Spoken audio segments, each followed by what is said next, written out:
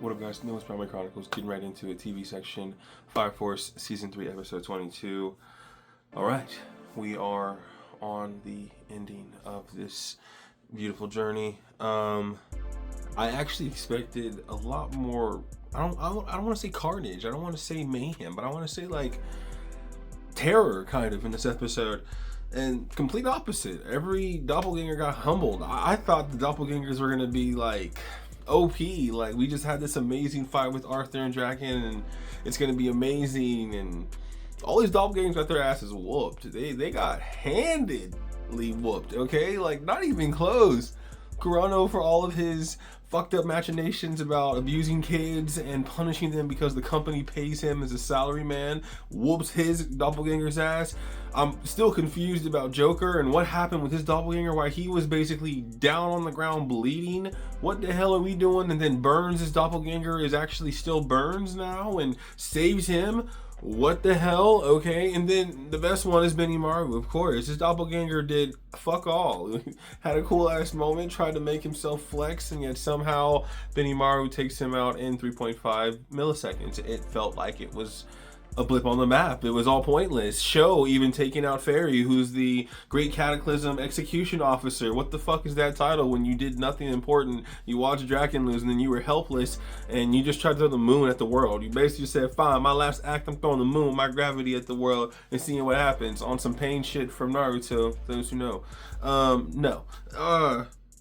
This episode was still fun. It was still really cool. It was insightful about Iris learning that she's the true doppelganger and it's not Amaterasu who's the doppelganger. She was put in Adala to be the doppelganger to help them power their machines and everything in the world that followed the Great Cataclysm of 250 years ago. So she's been in that pain and she has looked at Iris and said, you've been living that life, and tried to make Iris feel guilty if you would, kill her and take her spot back, and that's just not how it worked. I love that Iris was like, I love my life, I'm sorry, I knew that shit wasn't right, I knew it wasn't human, but I love Shinra, I love my sister, I love the 8th, and I won't let him go, so kindly fuck off.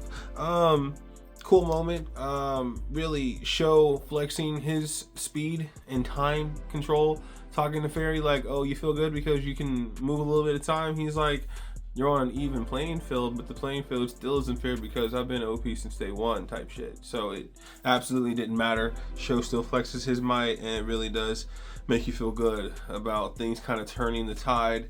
And then it's Shinra coming back and kicking the moon back into a safe space, I guess, to make it kind of calm down for a second. So it kind of gives you this somber moment of it's not as bad. We can find a way to finally finish this, and we're going to see how it actually ends. So we're prepped for the next 2 episodes to kind of be cliffhangers. I saw Inka and Sumire behind Haume at the end of the episode, so I don't know if that's going to be necessarily a fight, an actual like battle, more like a conscious like effort to like tear down the will of a human, like humanity's like willpower, if you would. That's how I'm trying to say it. Like they just trying to find a way to get Shinra, who is supposed to be the hero in the story, to believe that nothing is right.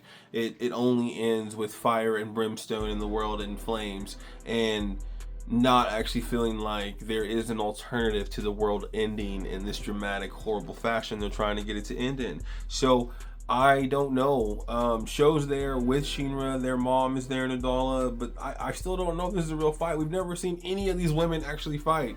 They all have abilities. Inka has abilities, Haume, well, they all have abilities, but we've never seen any of them truly fight. So I don't expect it to be some spectacle, because now at this point, I thought this was going to be the episode that we got probably our last super big bang fights, and we didn't. Really, none of them were truly fights. All of them were kind of blips on the map, which I had the question last week about how you make these fights last, how you make them longer than others, or space out. This one's 5 minutes, this one's 6 minutes. Like how you do that in one episode. But clearly they said, we're going to throw all this shit in the first 10 minutes and be on a different point in the story in the back half of the episode. And they did it to fruition. I liked it a lot. It was still funny. It was still cool. It was also a remembrance that you just got to remember that this is not easy for doppelgangers to come and take over people who are world builders, who are very powerful in this regular world we live in, and it kind of put that in perspective, where you can have all the reasons in the world for wanting to take my place and replace me.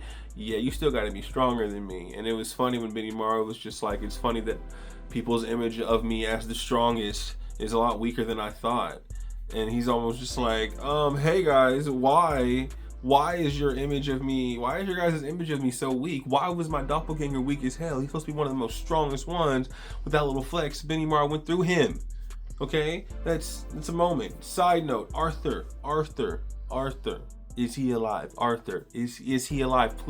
Please tell me he's alive. He's still floating in space. I thought for a second the mass coming towards Earth fast was him. No, of course it was the moon, but I was like, he's still floating in space. And then Shinra at the end of the episode saying, I gotta save the world that Arthur's gonna come back to. That right there. That right there. Yes! Yes! Give me a little hope, even if it's not what I think, even if Arthur doesn't come back and it's the same person. I don't give a damn. Give me some hope that Arthur could make it back and could actually be a part of this story going into what everybody is trying to say is going to be the next reboot of an old school anime. We're gonna see how that goes towards the end of Fire Force, but this episode definitely wasn't really that big of a surprise. Wasn't really anything shocking that I would expect. I only expected Benimaru's fight to be a little better, and I kind of expected Joker's fight to be better. I didn't really think about Kurano like that. I didn't think his fight would be that important. I knew Burns would be, I thought, evil, so I thought it'd be Benimaru maybe having to face him too, but then finding out that he's not evil. He merged his conscience with his doppelganger in the same moment he was dying. Like, well, what the fuck is that? I don't know what that means. Like, how was that even possible? You had a whole ass fucking horn through your chest, bro. Like, so in the same moment you're bleeding out, you just say link up. He already had a connection to Adala because of losing his eye, just like Joker did.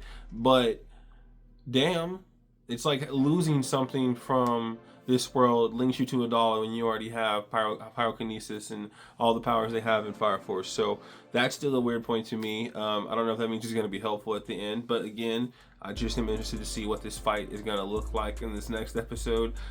Probably 2 episodes, but what I'm thinking might happen is this next episode is going to be the closure episode, and then 24 is going to be building us up to the ending and truly telling us how it's going to go from there. But I could be wrong. It could be a 2-parter, but I really don't know how this fight gets out of hand when they've essentially stopped every big ploy they've tried to throw to make the world drive into oblivion, and it just hasn't worked. So again, it was funny with Fairy seeing a little bit of saltiness because of not being Sho's guardian, and I was supposed to be your guardian, and don't get cocky, you little brat, and all these like horrible like moments. You're still trying to talk down on somebody who clearly is better than you in every single way, who clearly knew what your plan was and debunked it so fast.